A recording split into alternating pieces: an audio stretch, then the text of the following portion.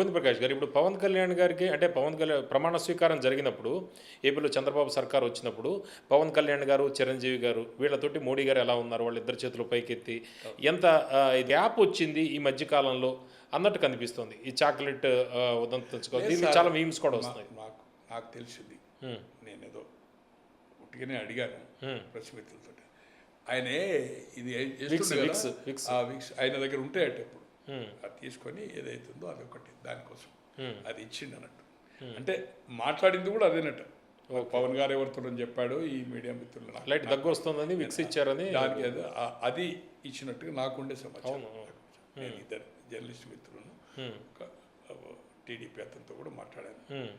అది కాఫ్ కోసం ఏదైతుందో ఇచ్చిండు. ఇచ్చి కూడా చెప్పింది కూడా ఏ యూజ్ కరో ఆ పని కూడా చెప్పిండు. అది నవ్వుకుంటుంది ఇచ్చి. అవును, నవ్వుతుంది. చంద్రబాబు గారు కూడా నవ్వుతున్నారు అక్కడ, సరదాగానే ఉన్నారు. అంతేగాని సరదాగా ఉన్నారు. ఇంకోటి ఎందుకో పవన్ కళ్యాణ్ అంటే ఆయనకు ఒక ఇన్స్పైర్, ఒక అభిమాని లెక్క మోడీ గారు. మీకు ఫస్ట్ ఆయన 2014లో మద్దతు ప్రకటించినప్పుడు కదా జబర్దస్త్ కూర్చుని పెట్టింది.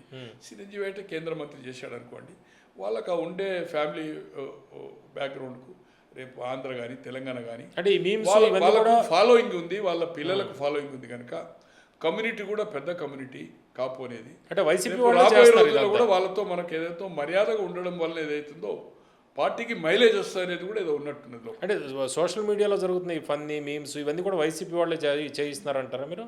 అది నేను చూడలేదు, నేను చెప్పలేను. బట్ వాళ్ళకు పాపులారిటీ ఉంది సినిమా రంగంలో.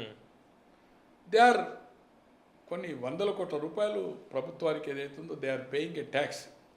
వాళ్ళ కుటుంబ సభ్యులు కూడా కమ్యూనిటీ ఉంది, రాజకీయాల్లో ఉన్నాడు కనుక వాళ్ళకి ఏదైతుందో ఒక ఆ పర్సనాలిటీకి ఏదైతే ఇచ్చే రెస్పెక్ట్ ఏదైతుందో అన్ని రాజకీయ కోణంకి చూడొద్దు.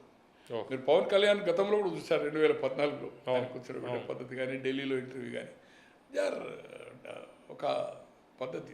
హ్యూమన్ బీయింగ్ ఏదైతుందో అది చేస్తుండో దాన్ని మనం ఏదైతుందో రాజకీయాల కోణం చూడొద్దు. ఆయన అంటే ఒక పిక్చర్స్ మనం చూశాడేమో, బట్ పాపులారిటీ వాళ్ళ ఫాలోయింగ్ వాళ్ళకు వచ్చే రెన్యుమరేషను అంటే దాన్ని పాయింట్ ఆఫ్ వ్యూలో ఒక రాజకీయ కోణంలో కొంత పార్ట్ ఆలోచించవచ్చు. రేపు మనకు వాళ్ళకు రెస్పెక్ట్ ఇవ్వడం వలన మన కూటమికి కానీ మన పార్టీకి కానీ బెనిఫిట్ జరుగుతుంది అనేది కూడా ఆలోచన చేయొచ్చు కదా.